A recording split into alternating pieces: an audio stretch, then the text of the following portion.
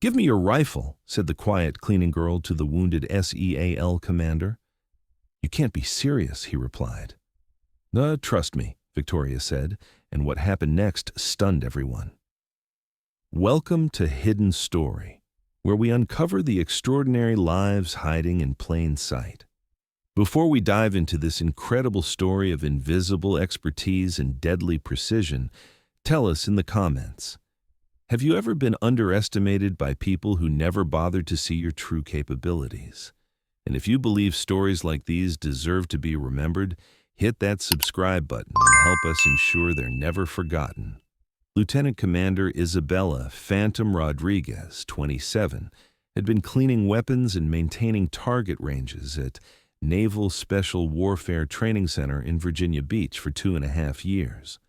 To the elite Navy SEALs who trained there daily, she was practically invisible, just another support staff member who swept up their brass casings and replaced their shot-up targets. What none of them knew was that Isabella carried the bloodline of one of the most legendary snipers in Marine Corps history. Her father, Gunnery Sergeant Miguel El Fantasma Rodriguez, had been a Force Reconnaissance sniper whose 147 confirmed kills during 3 tours in Iraq made him a legend whispered about in military circles for decades. Isabella's childhood had been spent on her father's ranch in rural Texas, where he'd taught her everything about precision shooting that the military couldn't or wouldn't teach a woman.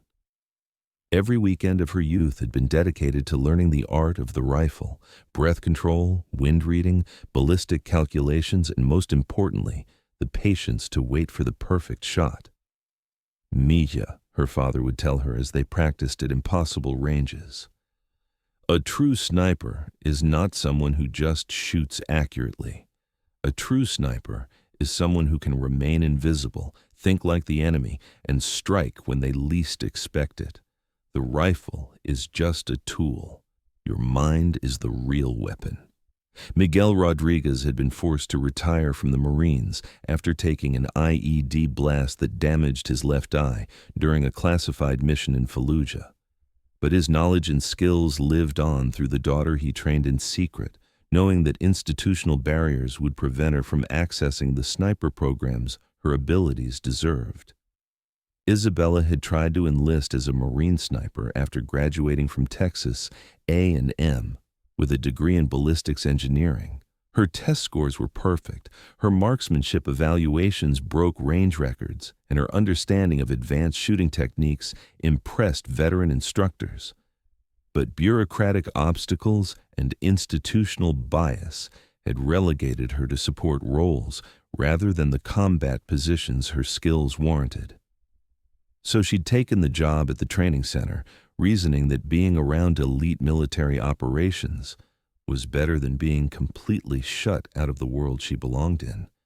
For 2.5 years, she'd watched SEAL's practice techniques her father had taught her, knowing she could outshoot most of them but having no way to prove it. Commander Nathan Steele Morrison was everything Isabella was not, celebrated, respected, and given every opportunity to excel. At 34, he led SEAL Team 7 with a reputation built on 12 years of successful operations in the world's most dangerous environments. His team respected him for his tactical expertise and natural leadership, following him into situations where lesser warriors would fail. To Morrison, Isabella was efficient support personnel, professional and reliable, but not someone whose tactical input would be valued in a community where combat experience was the only currency that mattered. He'd never bothered to learn her background or qualifications beyond her assigned duties. The training exercise that changed everything had been designed as advanced marksmanship preparation for an upcoming deployment to Syria. Morrison's team was conducting precision shooting drills when the peaceful morning was shattered by an attack no one had anticipated. At 0834 hours, mortar rounds began falling on the base with devastating accuracy. The first explosions struck the administration building, sending smoke and debris across the training areas. Within seconds, small arms fire erupted from multiple directions as enemy infiltrators engaged security forces throughout the facility. "Contact! Contact!" Morrison's radio crackled with reports from across the base. "Multiple hostiles have penetrated the perimeter. All training is suspended. This is not a drill." The attack had been planned with military precision. Enemy forces had positioned themselves on the ridgelines overlooking the training facility, establishing interlocking fields of fire that trapped Morrison's team in the open between the range buildings and the high ground. Isabella had been replacing targets at the 600-meter line when the attack began. The first mortar explosion knocked her flat, showering her with dirt and concrete fragments. As she struggled to her feet, she could see muzzle flashes from enemy positions that commanded perfect views of the entire training area. Her first instinct wasn't to seek shelter like other civilian personnel. Instead, Isabella's training kicked in as she automatically began conducting tactical assessment of the enemy positions, identifying firing angles, estimating distances, and calculating what would be needed to neutralize the threat she could observe. Morrison's team was pinned down behind whatever cover they could find: concrete barriers, equipment sheds, abandoned vehicles. They were taking accurate fire from enemy snipers who had clearly planned this attack in detail, positioning themselves with overlapping fields of fire across the training ranges.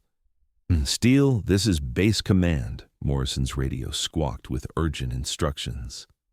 "Enemy forces have breached perimeter security in multiple locations.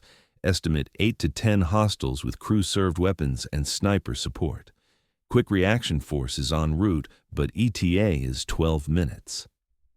12 minutes might as well have been 12 hours. Morrison could see his team's tactical situation deteriorating rapidly. They were taking precise fire from enemy marksmen who had positioned themselves with perfect sight lines across the facility. 2 of his men were already wounded, and their ammunition was being depleted by the defensive fire they were forced to maintain. Petty Officer First Class James Hawk Wilson, Morrison's designated marksman, had taken a bullet through his right shoulder and was losing blood rapidly. Petty Officer Second Class David Tank Thompson had suffered shrapnel wounds to both legs and couldn't move effectively. The rest of the team was pinned down by enemy fire that was becoming more accurate as the attackers adjusted their positions. That's when Morrison noticed something that challenged everything he thought he knew about the woman who maintained their ranges. While his elite warriors were trapped by enemy fire, Isabella Rodriguez was moving through the chaos with purpose and tactical awareness that seemed completely inconsistent with civilian support personnel. She wasn't running for shelter or seeking protection from the nearest SEAL.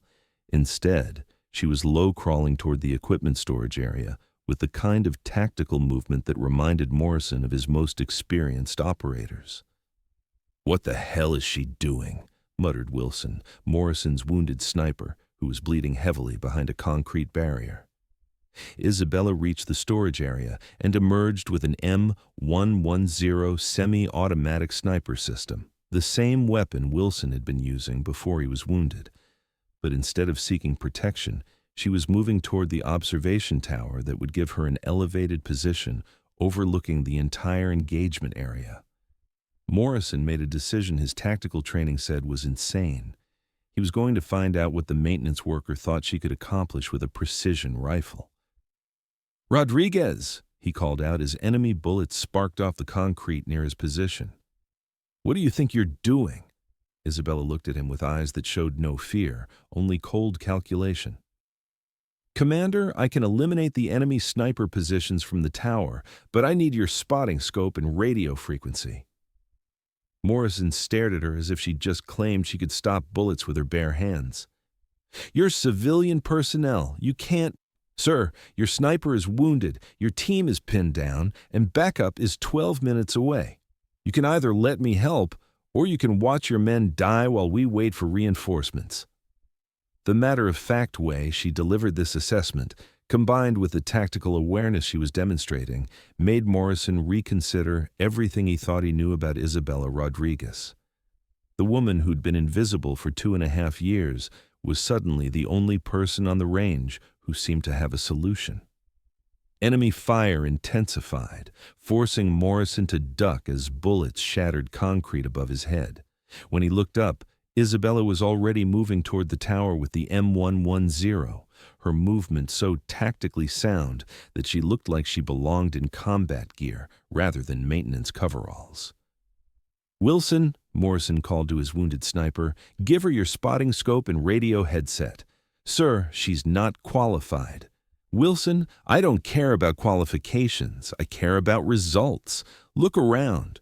We're about to be overrun by hostiles who know exactly where we are. If she thinks she can help, I'm willing to let her try." Morrison made the hardest decision of his command career. He was going to trust the range maintenance worker with the lives of his entire team. Isabella accepted the spotting scope and radio equipment with steady hands. As she prepared to climb the observation tower, Morrison grabbed her arm and looked directly into her eyes. "Rodriguez, if you can't do this, tell me now. I won't send you up there to get killed trying to prove something." Isabella's response came in a voice so calm and confident that it sent chills down Morrison's spine. "Commander, trust me. This is what I was born to do." What happened over the next 18 minutes redefined everything Morrison thought he knew about credentials versus capability. Isabella climbed the observation tower under enemy fire, moving with tactical awareness that kept her invisible to the snipers who were systematically targeting his team. Once she reached the elevated position, her transformation from maintenance worker to precision shooter was so complete that Morrison began to understand he was witnessing something extraordinary. Through his binoculars, Morrison could see Isabella setting up the M110 with methodical precision that took years to develop. Her shooting position was textbook perfect, her scope adjustments made with the confidence of someone who understood ballistics at a level most snipers never achieved. "Overwatch, this is ground," Morrison called on the radio frequency Isabella was monitoring. "Target priority is the sniper position at 11 o'clock, approximately 550 meters. He's been keeping us pinned for the last 8 minutes. "Ground, this is Overwatch. I have visual on target, calculating wind drift and elevation. Stand by." Isabella's voice over the radio was steady and professional, using terminology that military snipers trained months to master. But more than using correct language, she sounded like someone who understood the tactical situation and had a plan to solve it. The first shot came 45 seconds later. 550 meters away, the enemy sniper who'd been terrorizing Morrison's team dropped instantly, his rifle tumbling from the position that had been perfectly concealed until Isabella's bullet found its mark. "Jesus Christ," whispered Petty Officer Second Class Marcus Bear Davis, one of Morrison's youngest SEALs. She actually made that shot. But Isabella wasn't finished. Morrison watched through his binoculars as she smoothly transitioned to her second target, another enemy sniper positioned on a different ridgeline who'd been engaging the base's main defensive positions. The second shot came 60 seconds after the first, another enemy sniper eliminated with surgical precision that would have impressed instructors at the military's most elite shooting schools. "Ground, this is Overwatch. 2 targets neutralized, identifying additional threats." Morrison keyed his radio with hands that were beginning to shake, not from fear, but from the realization that the woman who'd been invisible for 2.5 years was systematically dismantling an enemy force that had his elite team trapped. "Overwatch, this is ground, outstanding shooting. Continue engaging targets of opportunity." What followed was a masterclass in precision marksmanship that Morrison would remember for the rest of his career. Isabella identified and eliminated enemy positions his team hadn't even detected, using shooting techniques that demonstrated training far beyond anything the military taught in conventional programs. Her third target was an enemy machine gunner who'd been suppressing the base's main entrance, preventing reinforcements from reaching the training area. The shot required calculating bullet drop and wind drift for a target at 680 meters who was partially concealed behind defensive barriers. The bullet found its mark with mathematical precision. Her fourth and fifth targets were enemy spotters who'd been directing fire for the mortar team shelling the base. Isabella eliminated both with shots that required predicting their movement patterns and leading moving targets across broken terrain. By the time she fired her sixth shot, the enemy attack was collapsing. The coordinated assault that had pinned down an entire SEAL team was falling apart as their key personnel were systematically eliminated by someone they'd never seen coming. Ground, this is Overwatch. 6 confirmed enemy killed in action. Remaining hostiles appear to be withdrawing to the north. Recommend pursuit if you have available assets. Morrison stared up at the observation tower where Isabella was calmly conducting post-engagement procedures, securing her weapon, and preparing to climb down. The woman who'd maintained their ranges had just conducted a precision shooting exhibition that saved his entire team. When Isabella reached the bottom of the tower, Morrison was waiting with his entire team. The SEALs who'd barely acknowledged her existence for 2.5 years were now looking at her with expressions mixing amazement, respect, and confusion. "Rodriguez," Morrison said quietly, "I need you to explain what just happened." Isabella handed him the M110 rifle and removed the radio headset, her demeanor returning to the quiet professionalism that had made her invisible for so long.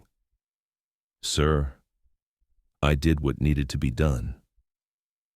"No," Morrison replied firmly. "What you did was conduct precision shooting that most military snipers couldn't achieve. Where did you learn to shoot like that?"